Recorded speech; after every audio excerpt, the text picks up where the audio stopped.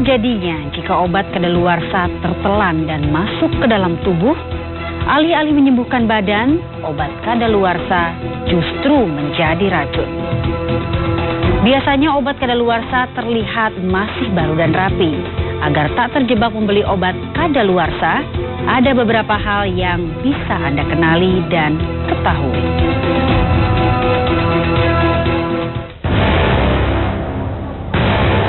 Produk apapun, baik makanan, minuman maupun obat-obatan, tentunya memiliki expiration date atau tanggal kadaluarsa. Tanggal kadaluarsa obat merupakan waktu yang menunjukkan saat obat tidak layak lagi digunakan.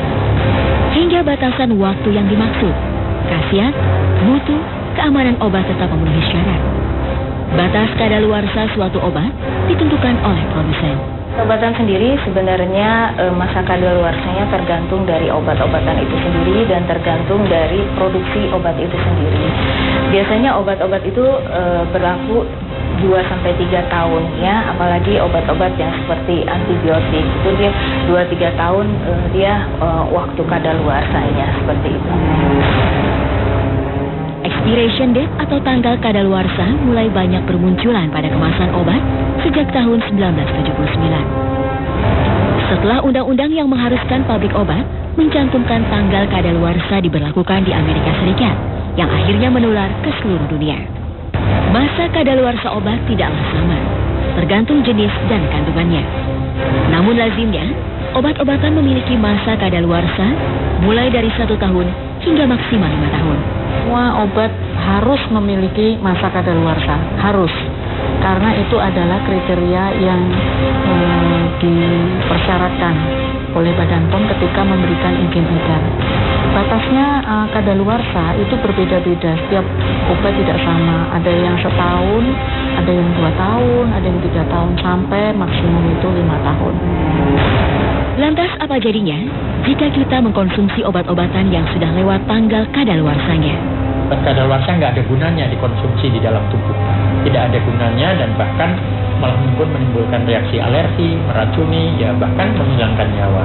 Kalau saya lihat sih yang sebanyak ini yang dilihat adalah khasiatnya yang tidak ada. Yang kedua, yang paling mengerikan ketika si obat-obat itu obat injeksi. Ya, ketika obat itu obat injeksi, berarti komposisinya sudah tidak baik dan kemungkinan juga viskositas dengan darah lain. Jadi ketika diinjeksikan ke dalam pembuluh darah, dia bisa merusak darah merahnya sendiri. Kalau mungkin 1 kali ya gejala keracunan mungkin pasti ada, pusing, mual, itu yang paling ringan.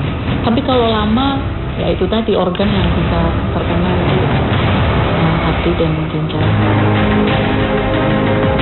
Saat hendak membeli dan mengkonsumsi obat-obatan, banyak hal yang harus diperhatikan.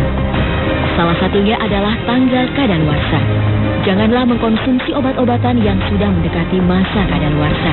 Prosedurnya adalah setiap kali menjelang setengah tahun atau 3 bulan sebelum obat itu kadaluarsa, prosedurnya akan ditukar kepada distributor resmi dan distributor resmi menerima dan mengganti. Saat mengecek tanggal kadaluarsa obat, perhatikan dengan seksama bentuk expiration date-nya. Karena produsen yang baik akan menuliskan tanggal kadaluarsanya dalam bentuk print komputer dan emboss atau cetak timbul. Produsen yang mau membuat integritas produknya, mereka tidak melakukan kadaluarsa itu dengan cap. Ya. Untuk obat itu dipersyaratkan dengan emboss atau print timbul atau print. Print itu artinya seperti orang print komputer itu loh. Jadi kalau dihapus ya rusak pasti, karena dia ngeprintnya itu di label kemasan. Dan print atau emboss itu dilakukan setiap kali produk itu dibuat. Jadi tidak akan sama antara batch yang satu dengan adonan yang satu dengan adonan yang lain. Dikenali oleh masyarakat, jangan beli produk yang masa kadaluarsanya itu dicetak. Dicap gitu ya? Bukan dicetak. Dicetak artinya seperti huruf-huruf lain yang ada di dalam produknya itu. Karena kalau itu dicetak sudah dengan labelnya, berarti label itu kan tidak ada kontrolnya untuk setiap adonan. Berarti dia dibuat oleh orang yang bukan melakukan pekerjaan cara pembuatan obat yang baik. Setelah memeriksa secara detail dan seksama, perhatikan pula perubahan fisik yang terjadi pada bentuk obat. Pasalnya, obat kadaluarsa dapat dideteksi dari bentuk fisiknya. Sudah kadaluarsa, paling masyarakat bisa mengenali secara fisik ya, dari baunya yang tidak normal, kemudian dari warna yang sudah tidak rata atau berubah, kemudian dari tekstur, mungkin ada yang menjadi lebih lembek, lebih cair, memisah, misalnya kalau sirup atau emulsi, yang mengendap dan sulit untuk dikocok, mengendap dengan kasar, tidak halus seperti itu. Obat kadaluarsa kadang-kadang juga mirip seperti obat rusak. Kalau dia berupa cairan, bisa saja cairannya sudah tidak homogen lalu mengendap misalnya. Kalau dia berupa tablet, bisa saja tabletnya sudah retak-retak, kelihatan retak-retak. Kalau dia tabletnya yang mulus, itu juga bisa dia seperti bercak-bercak, itu juga harus diwaspadai, itu rusak atau kadaluarsa. Apalagi kalau tabletnya itu lengket misalnya dengan kemasannya, itu juga patut diwaspadai.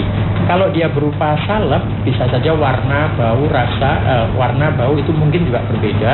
Atau juga mungkin kalau kemasannya itu sudah seperti tidak mulus lagi ya, misalnya peot-peot dan lain sebagainya, itu juga hati-hati. Tanggalnya ya. Terus kalaupun tanggalnya dirubah, biasanya kalau kita buka dia di dalamnya sudah ada jamur atau bentuknya sudah tidak bagus dan sudah lengket.